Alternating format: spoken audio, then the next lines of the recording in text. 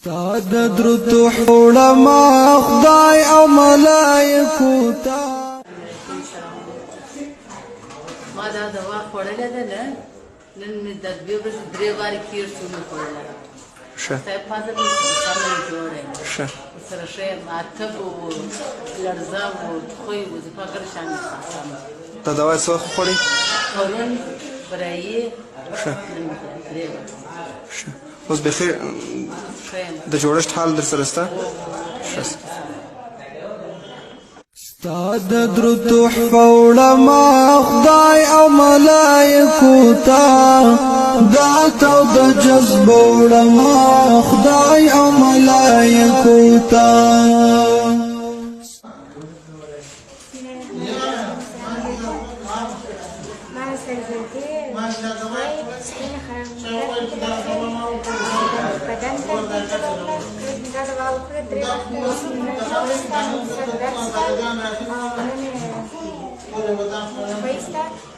اوس شاید شکر دا دوام پرې وخت وخوړه غواړم چې لکه وکړه چې کنټرول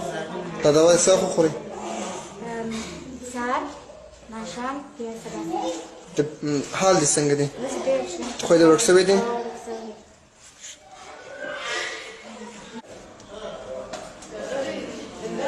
ما دا دوا وخوړله د درې وارې ما خونې مې درد کړو هغه خوی مې کېده تبه مې وه ما ته یې ډېره فایده وکړله ما سره ما فامیل هم وخوړل هغه ته یې فایده وکړل نو ډاکټر صاحب د کور ودان ډېر ښه شی جوړ کړي ما نور مریضان ته هم واړو هغه هم شکر دی ښه ستا د درود حوړما خدای او ملائکو ته دا تو د جذب وړما خدای او ملائکو ته ستا د درود حوړما خدای او ملائکو ته دا تو د جذب وړما خدای او ملائکو ته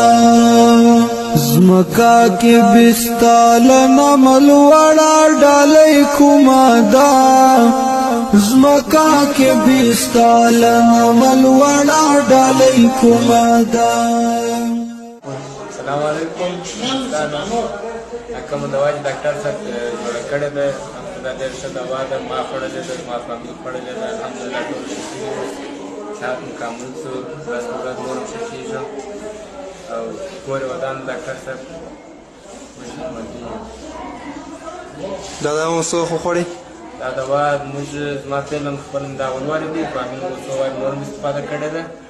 هغوی نه هم خدای ښه شوي دي طبیعت یې ورځ په ورځ ښه کېږي مریضان ول